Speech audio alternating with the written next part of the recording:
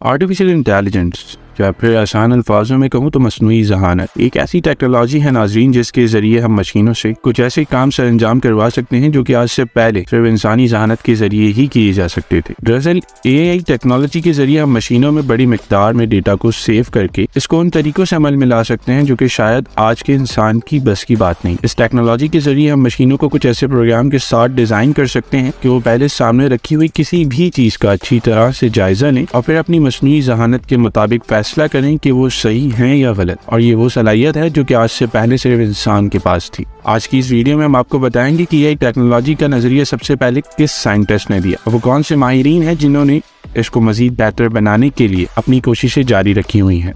इस AI technology की कितनी इकसाम है और वो कैसे काम करती हैं और हम इंसानों को इससे क्या फ़वाइद और नुकसानात हो सकते हैं और क्या AI 5th जनरेशन वॉर भी बन सकती है। मगर वीडियो को आगे बढ़ाने से पहले हम आप तमाम दोस्तों को अपने चैनल हिस्ट्रोलॉजी में खुशामदीद कहते हैं। नाज़रीन, इस AI टेक्नोलॉजी का सबसे पहला नज़रिया जॉन मैकार्टी ने 1956 की दिहाई में एक कॉन्फ्रेंस में पेश किया था, जिसके बाद कंप्यूटर साइंस की दुनिया में बहुत तेज़ी से बदलाव आया और आज माहिरीन जॉन को फादर ऑफ AI के नाम से पुकारते हैं। जॉन के इस नज़रिए के मुताबिक जैसे इंसान एक सेंस रखता है और अपने तमाम काम को खुद करने की सलाहियत रखता है, इसी तरह से उन्होंने मशीन के अंदर भी इस तमाम प्रोग्रामिंग का एक नज़रिया रखा कि जब हम ये काम खुद से कर सकते हैं तो इस तरह का काम हम मशीनों से भी करवा सकते हैं। इसके बाद 1966 से 1972 के दरमियान चार्ल्स फ्रोजन एंड टीम ने एक ऐसा मोबाइल रिपोर्ट तैयार किया जिसमें अपने इर्द गिर्द के हालात को समझने की और उसकी वजह जानने की सलाहियत मौजूद थी और चार्ल्स ने इस मोबाइल रिपोर्ट का नाम शेकी रखा था।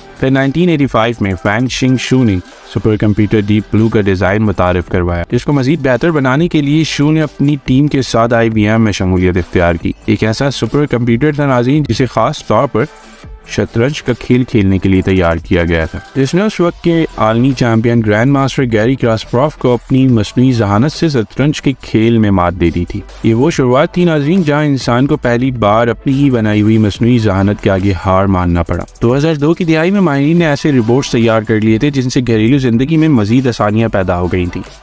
इनमें से एक स्मार्ट रोबोटिक वैक्यूम क्लीनर था जिसे बहुत ज़्यादा शोहरत हासिल हुई, मगर उस वक्त की ये ऑटो मशीन्स ह्यूमन सेफ्टी के लिहाज से बेहतर नहीं थी क्योंकि इन मशीनों को सिर्फ एक मखसूस काम के लिए तैयार किया गया था। लिहाजा माहिरीन ने इनमें से कुछ ऐसे सेंसर्स को अटैच करने का सोचा जो इंसानी खतरात को देखते ही अपने आप को फ़ौरन रोक सके। 2005 से 2019 तक हम AI टेक्नोलॉजी में इतना आगे निकल चुके थे नाज़रीन कि हमने smart recognition RPA, dancing reports, smart homes तक ईजाद कर लिए थे। तमाम चीज़ें जहां हमें एक दूसरे के साथ बातचीत में आसानी पैदा कर रही थी, वहीं हमारी सोचने और खुद सीखने की लगन को भी आहिस्ता आहिस्ता कैद करती जा रही थी। ये वो दौर शुरू हो गया था जब हम अपने आप से ज़्यादा मशीनों पर इन्हिसार कर रहे थे और आज के इस दौर में AI टेक्नोलॉजी इतनी एडवांस हो चुकी है कि हमारी तमाम एक्टिविटीज़ पर इसके ज़रिए नज़र रखी जा रही है। इसकी एक छोटी सी मिसाल ऐसे है नाज़रीन, जैसे कि आप YouTube या Netflix पर कोई भी चीज़ सर्च करते हैं तो वो इससे रिलेटेड तमाम चीज़ें आपके सामने ला कर रख देती है। इतना ही नहीं, जब आप किसी भी चीज़ को ज़्यादा देखते हैं तो ये एप्लीकेशंस आपकी लिस्ट में उनको खुद ब खुद ऐड करके आपके सामने लाना शुरू कर देती हैं। ये तो थी आपकी दिलचस्पी से ताल्लुक़ रखने वाली चीज़ है, लेकिन ये टेक्नोलॉजी आपकी अंदरूनी ज़िंदगी पर भी नज़र रख रही है। जैसे आप शॉपिंग या फिर किसी अच्छे रेस्टोरेंट्स में खाना खाते हैं तो उस मॉल या उस रेस्टोरेंट से रिलेटेड किसी भी नई प्रोडक्ट लॉन्चिंग पर आपके मोबाइल पर खुद ब खुद एक मैसेज आ जाता है और ये काम भी AI से ही किए जाते हैं। अब बात करते हैं AI टेक्नोलॉजी की कितनी इकसाम है। तो AI टेक्नोलॉजी की नाज़रीन दो इकसाम है, based on capabilities and based on functionalities. Based on capability को भी AI टेक्नोलॉजी की 3 टाइप्स में डिवाइड किया गया है, नैरो AI, जर्नल AI और सुपर AI। और बेस्ड ऑन फंक्शनैलिटीज़ को भी 4 टाइप्स में डिवाइड किया गया है, जिसमें सबसे पहले reactive machines, limited theory of mind and self awareness शामिल है। तो चलिए सबसे पहले बात करते हैं AI की उन इकसाम की जो बेस्ड ऑन कैपेबिलिटीज़ में आती हैं। Narrow AI। इस नैरो AI को नाज़रीन माहिरीन वीक AI भी पुकारते हैं क्योंकि ये एक ऐसी प्रोग्रामिंग पर इन्हिसार करती हैं जो कि सिर्फ किसी मखसूस काम को ही सर अंजाम दे सकती हैं। इनमें खुद से सीखने की कोई सलाहियत मौजूद नहीं होती है और ये आपके सवालात के लिहाज से आपको जवाबात या हल बता सकते हैं। नैरो AI की बेहतरीन एग्जाम्पल्स में एप्पल का Siri application Deep Blue super computer है जो कि अपनी लिमिटेड मेमोरी से दिए गए टास्क को बहुत अच्छे तरीके से परफॉर्म कर सकते हैं। इसके अलावा Google translate, image recognition software, recommendation systems, spam filtering और इस तरह की बहुत सी ऐसी एप्लीकेशन जो सिर्फ एक टास्क तक मौजूद है वो तमाम शामिल हैं। जर्नल एआई को माहिरीन स्ट्रॉन्ग एआई के नाम से भी पुकारते हैं और इस तरह की प्रोग्रामिंग किसी भी फिक्री काम को समझकर सीखने की सलाहियत रखनी है, वैसे ही जैसे इंसानी जहन से किया जा सकता है। लेकिन अब तक साइंटिस्ट स्ट्रॉन्ग एआई की किसी भी प्रोग्राम को नहीं बना सके हैं और उन्हें इंसानों की तरह बाशऊर बनाने के लिए अभी भी कोशिशें जारी हैं जो वक्त के साथ साथ अपने अंदर बेहतरी और बदलाव ला सके, वैसे ही जैसे एक इंसानी जहन लेकर आता है।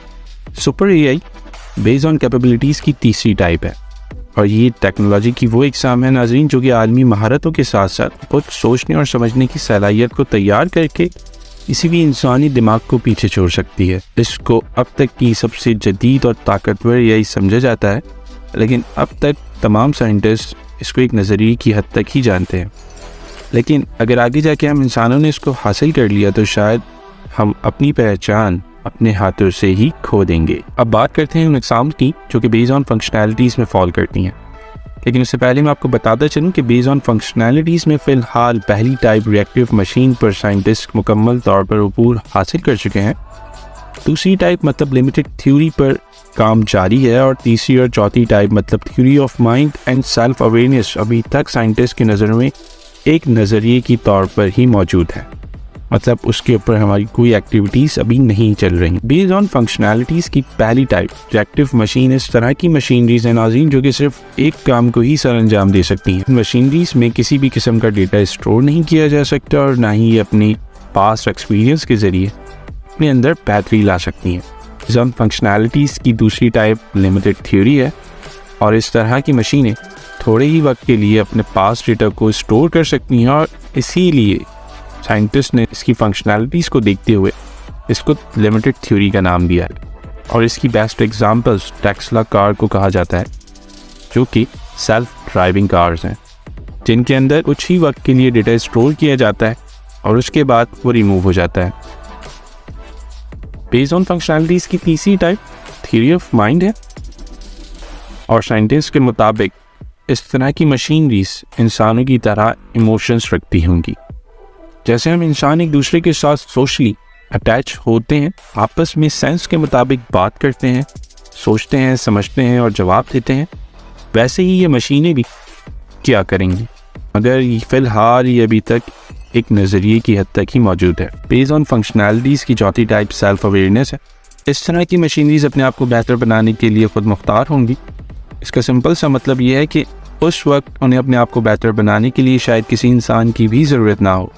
वो खुद से एक नई सोच रख सकती हैं, हम इंसानों से कई गुना बेहतर काम कर सकती हैं। इसके अलावा वो न्यू मशीनरीज और नए प्रोग्राम्स भी बना सकती हैं। लेकिन फिलवक्त ये टाइप भी एक नज़रिए की हद तक ही मौजूद है।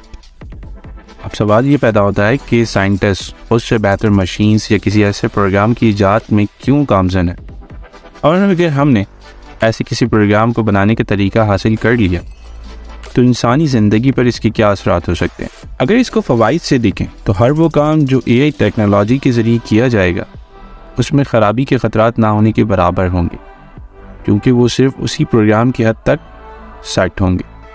ये रिपोर्ट्स के ज़रिए हमें 24/7 सर्विसेज की फराहमी होगी, नई इन्वेंशंस में हमें कई ज़्यादा मदद मिलेगी और मेडिकल साइंस में आज जिन बीमारियों का मुकम्मल इलाज हमारे पास नहीं, शायद इस टेक्नोलॉजी के बाद हम उनका कोई हल निकाल सकें। लेकिन अगर इसके नुकसानात को देखें तो सबसे पहले एआई रिपोर्ट्स की वजह से इंडस्ट्रीज़ में जॉब्स का एक बड़ा ख़तरा इंसानों को होगा, क्योंकि जहां हम 10 इंसान काम कर रहे हैं वहां से भी एक रिपोर्ट उसको बहुत अच्छे तरीके से परफॉर्म कर पाएगा। इंसानी अकल को तो शायद एक तरह से जंग भी लग जाए, क्योंकि वो तमाम लोग मशीनों पर ही इन्हिसार करने लग जाएंगे और उनकी सोच कहीं कैद होकर रह जाएगी।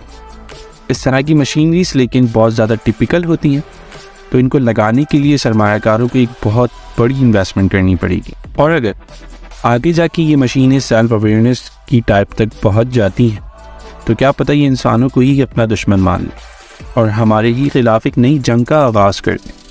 जिसके बाद इंसानी ज़िंदगी को एक बहुत बड़ा ख़तरा भी लाहक हो सकता है। खैर फिलवक्त तो भी इन रिपोर्ट्स की आपसी जंग ही हम इंसानों ने छेड़ रखी है, जिनमें हम इनको पहले से बेहतर बनाने की कोशिश कर रहे हैं। और इसकी शुरुआत एक ऐसी एप्लीकेशन जिसने ना सिर्फ बहुत तेज़ी से शोहरत हासिल करी बल्कि सोशल मीडिया की बहुत सी मशहूर एप्लीकेशंस के रिकॉर्ड को भी ब्रेक किया। जी हाँ नाज़रीन, हम बात कर रहे हैं ChatGPT की, जिसमें यही कि अब तक की सबसे एडवांस फॉर्म मौजूद है।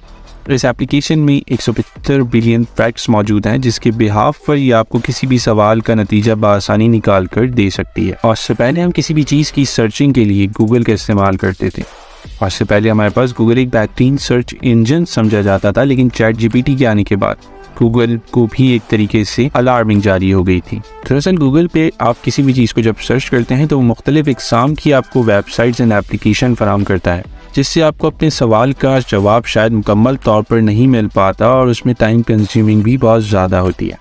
लेकिन ChatGPT आपके तमाम सवालों का हल कुछ ही सेकंड में आपको एक ही पेज पे फराहम कर देता है, जो कि गूगल सर्च इंजन के लिए बिल्कुल ठीक नहीं था। और कहा जाता है कि ChatGPT की लॉन्चिंग के पीछे माइक्रोसॉफ्ट की एक बहुत बड़ी इन्वेस्टमेंट है, और ये बात गूगल सर्च इंजन के लिए बिल्कुल भी ठीक नहीं थी। और इसी चीज़ को मद्देनजर रखते हुए गूगल ने अपनी एक्टिविटीज़ को बहुत तेज़ कर दिया और इस कंपटीशन में अपनी जगह को कायम रखने के लिए एक न्यू एप्लीकेशन बार्ड को मुतारिफ करवाया, जो कि फिलवक्त टेस्टिंग मराइल पर है। गूगल का कहना है कि बार्ड ChatGPT से कई ज़्यादा एडवांस एप्लीकेशन है और इसका उससे कोई भी मुकाबला नहीं। लेकिन ये जंग वहीं रुकने वाली नहीं थी, और इसके फ़ौरन बाद ही ChatGPT ने अपना एडिशन 4 मुतारिफ करवा दिया है, जो कि 100 ट्रिलियन फैक्ट्स पर होगा, जो कि आपकी किसी भी ऑडियो, वीडियो, पिक्चर और नंबर्स को बआसानी प्रोसेसिंग करने की सलाहियत रखता होगा। और इसकी प्रोग्रामिंग को फंक्शनलाइज करने के लिए माइक्रोसॉफ्ट की कोशिशें जारी हैं। मतलब आप ये जान लें कि आने वाले वक्त में